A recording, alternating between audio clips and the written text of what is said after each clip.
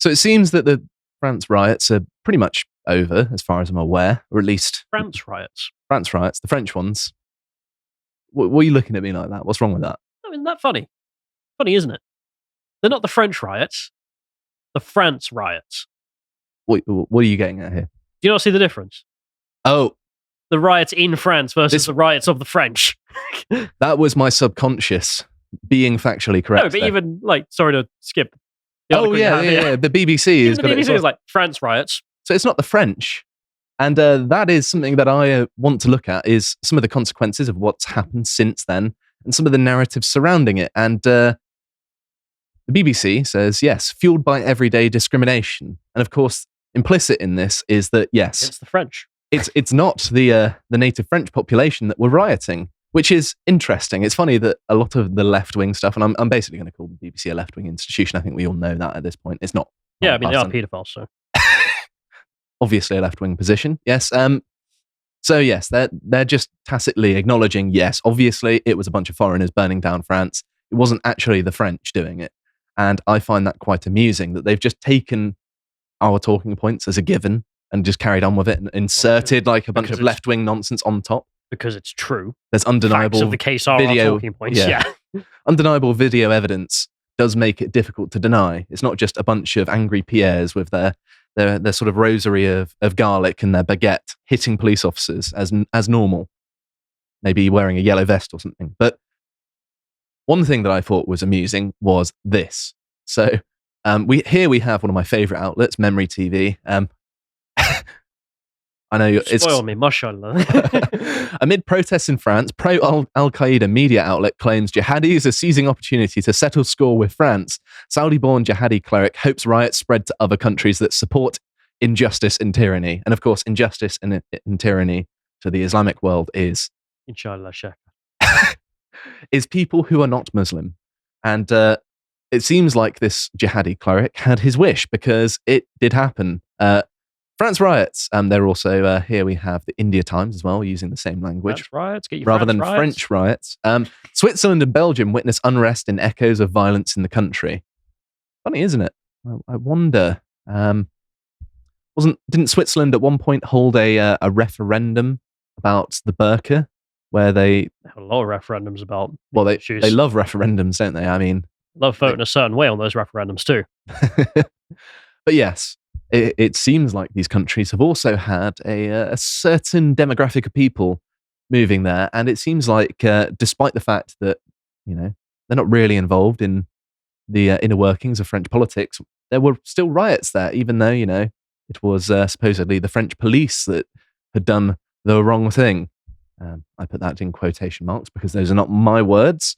Here we have the fact that in the area, suburb of Paris, where this 17-year-old lad was killed, a Holocaust memorial was seemingly defaced. What does that tell you? Do you think the average Frenchman? Yeah, they just deny the Holocaust of the French, because the French are known for being of that persuasion. The World War II, they sided with the mid-century Germans. That's what definitely happened. It wasn't the other way around.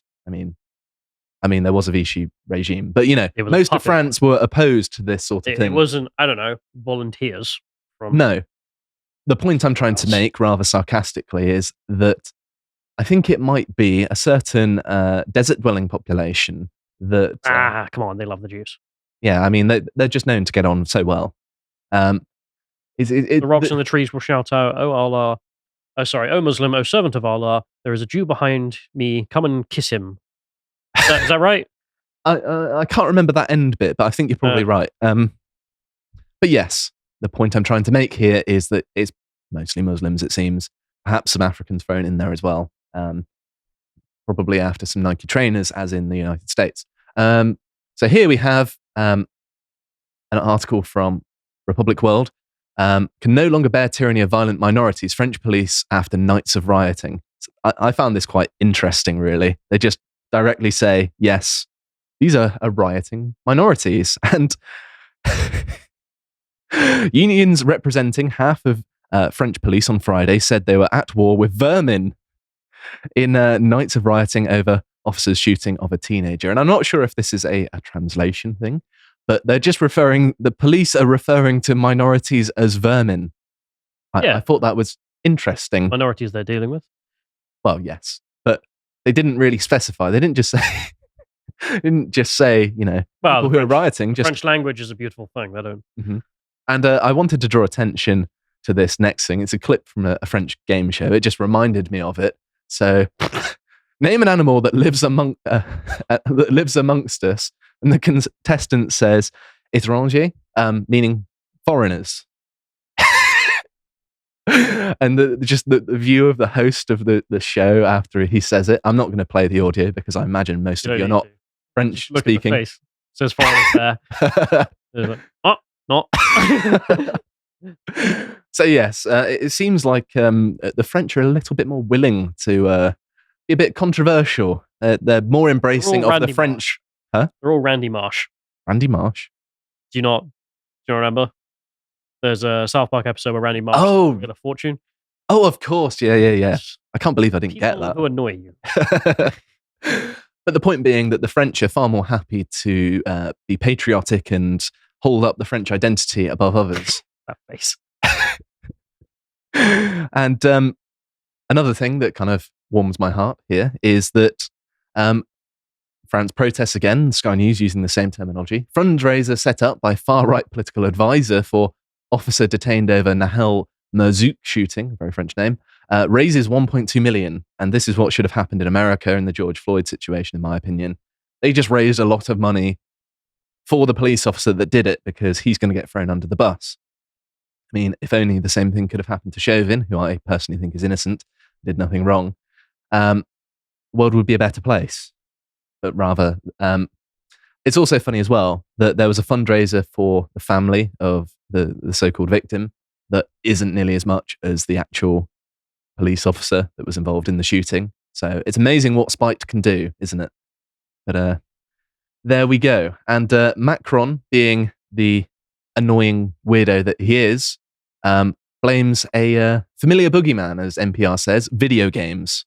And this is just ridiculous because, of course, how can video games lead a bunch of Muslims and perhaps African migrants to burn down the streets? I mean, Muslims, notorious gamers, aren't they? I mean, they're not shy about using the gamer word as much, but that's probably not what Macron is on about, really, is he?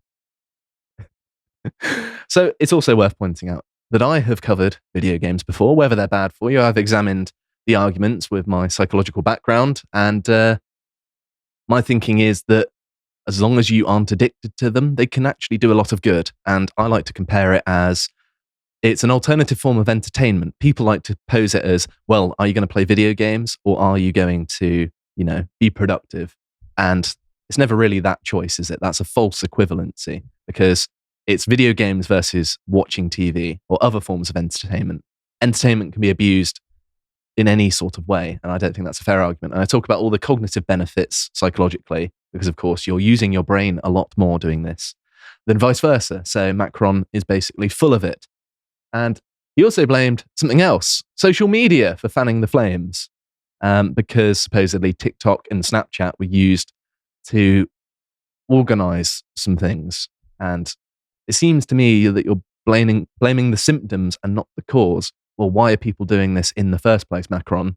It's not, TikTok is egging them on. Well, actually, it's owned by the Chinese, so maybe. But it's not that Snapchat's saying, you know what, you need to go burn some stuff. You know what you need to do? Loot. You need to beat innocent people up as they pass by. You need to knock down lampposts and set fire to libraries. I don't think that's going on. I think it's probably the people, and people have ideas that they spread, and they're going to do it regardless. It's not like... No, it's the books.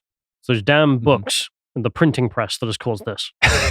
It's all those smoke signals. It's all been downhill since the invention of fire. Yeah, it's a ridiculous argument that doesn't make any sense. But perhaps more scary is that Macron revealed that he was considering shutting off social media platforms whilst the riots were going on, which is just terrifying totalitarianism. Well, you remember during the Arab Spring, all the Arab countries did that. And the French specifically kept whining about how that was obvious censorship by an illegitimate regime that needed to go. Cough, cough, cough. Who needs to go? Macron, you need a bit of a taste of your own medicine, I think, there. And it's also worth mentioning as well that apparently this is possible under EU content law, according to a top official, Thierry Breton, which is quite a French name, isn't it? Was basically supporting the notion that Macron had the power to do this, which is terrifying in my mind. Just like, yes, I'm going to shut off a means of communicating and we're going to crack down on you. How is that not scary? Like, this is a developed Western country, culturally relatively similar to Britain, America, the rest of Europe. Why are you making that face? I don't agree with any of that. No? Underdeveloped, Western, culturally similar. Ugh. Overlook your hatred of France and look at your hatred of I'm authority. taking that from my visit to France. When I went to France, I thought it was lovely. I don't think it's developed. I'm going to get my my passport revoked now, aren't I? I'm a traitor. To be fair, I am thinking of Paris. So, well, even Frenchmen hate Paris. Yeah. It's like someone coming to London. It's like, I hate England. It's rural versus urban. National borders need not apply. I sound like a communist. I'm joking, by the way.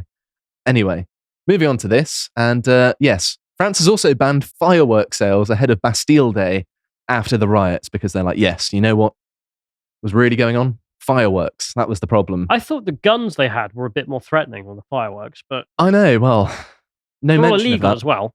Mm-hmm. It's funny how they haven't drawn attention to that, isn't it? And it's just like, yeah, fireworks. That's more dangerous than guns, isn't it? Have you got a license for those fireworks? Well, apparently that's more important these days. And it's also worth mentioning this as well, that it did a significant amount of damage. I think it came to about $1 billion in total. And they've had to use George Floyd protests like that's nothing. Yeah. Well, they weren't burning down the entire continent of North America, were they? But it still racked up a 700 million, I think that must be US dollar, insurance bill, which of course isn't all rosy. They claimed it on insurance. This is something that you've actually talked to me about before. That, yeah, they're going to have to then pay for that increased insurance. It's not just that it's all fine if the insurance picks up the bill. Yeah, they're still going to be company make money. Yes, they're going to increase the rates, probably for everyone actually. So everyone is going to be paying for this. And yes, it's just stolen lots of money from other people by being children who are just burning stuff down because you don't like France. Which when I put it in those terms, it makes me awfully sympathetic. No, but if you don't like London, what do? You leave London. Yes. Yeah, please do. Less people in London would be lovely, actually. And here we have, don't be put off by the riots, France tells tourists and foreign investors. So I thought this was quite funny as well. Because it's normal, don't worry. It's part of French culture, to be fair. It's like you go to the Louvre, you eat some frog's legs and baguettes, and you watch the local riots. You see people in yellow vests getting pummeled in the face by the police. But obviously their onus for putting this out, because this is an embarrassing admission, isn't it, is that clearly their tourist industry and their investment has suffered from this. Oh, that's funny. That is funny. And penultimately, here we have The Guardian even acknowledging that, yeah, both the American and French approach hasn't worked, because France has been pretty laissez-faire, according to The Guardian, whereas the US has been proactive and neither work. Kind of... But I would have thought it's the exact opposite, but never mind. Like, the French take an active approach in trying to control, for example... I know, it's a weird framing, isn't it? But public religious symbols. Mm-hmm. I mean, why does the burkini exist and then got banned? Yeah, the French are perhaps a lot more willing to defend their culture than in some states in the United States. I think all states. French do a really good job of trying to defend their culture. Yes. Actively. And I think the reading between the lines here, this gentleman, Keenan Malik, must be saying, yeah, the solution is just don't come. I'm sure that's what he really means. And ignore the body of the article where he says something different. That's really what he means. Diversity is our strength. Don't worry about it. Yes. It's basically that both don't go far enough is the reaction. Just like, yes, we need more foreigners. That's the solution to all this unrest. All these people that are burning down your city. If there were just more of them, it wouldn't happen. Well, it would be less of a problem because there'd be no French to whine about it. Yeah, everything would be charred ruin of a civilization, because of course they're not going to build civilization because they've fled a failed one, or at least one that is lesser. And so finally, I suppose some good news, because of course the far right by the media standards is just the right in normal person standards. It says France's anti-immigration far right gets a boost from recent riots over police killing of teens. And one thing that has been interesting to me is just like, oh, well, if the far right succeed, then anti-Semitism is going to be on the rise. And who do they call the far right in France? Eric Zemmour. And what is his religion? Oh, he's Jewish. No, but even then, if you want to talk about the French far right, the more they gain power, the less anti-Semitism there will be in France. That's the funny thing, is that they're trying to get this sort of weird narrative that doesn't work. I'm going to have to give you rough figures, but since the year 2000, the number of Jews in France has fallen by like 30%. Blimey. What? Do you know why that is? Who knows? Maybe it's not safe for them anymore, because the number of Muslims in France has been going significantly up. They love the Jews. Come on. I know. They're best friends, aren't they? They get on so well, particularly around Israel. I mean, but yes, the point being that all of this rioting is just helping people be anti-immigration. And when you see a bunch of foreigners come into your country and start burning it down, they are integrating with French culture. That much is true. They love burning their own country down. However, it is a bit annoying. It's like having a house guest that just flips over your, coffee table and starts smearing their own excrement on the walls. I was going to do that. Yeah. How dare you? You've ruined the fun. Now I don't even want to burn my own city to the ground anymore. Now those other people are doing it. But yes, the point being here that, believe it or not, getting a bunch of foreigners in your country and rioting, burning it down, causing trouble only makes people hate immigration, which I suppose is a good thing, because it is ruining France, it's ruining everywhere, really. And these people shouldn't be there because, yes, believe it or not, Islam and many other third world countries, they shouldn't be sending their migrants to the West anyway. The gulf between the two is too big. They just drag us down. That's my opinion. And yes, I suppose there's a little bit of good news there for us, along with a bunch of bad news. If you appreciated that segment from the podcast of the Lotus Eaters, you can go to lotuseaters.com to get access to all the premium content that's on the site, such as the Contemplations series, this episode on When Does Something Become a Vice? If you'd like to find out what else is being put out, you can follow on Getter at lotuseaters_com on Getter. Thank you and goodbye.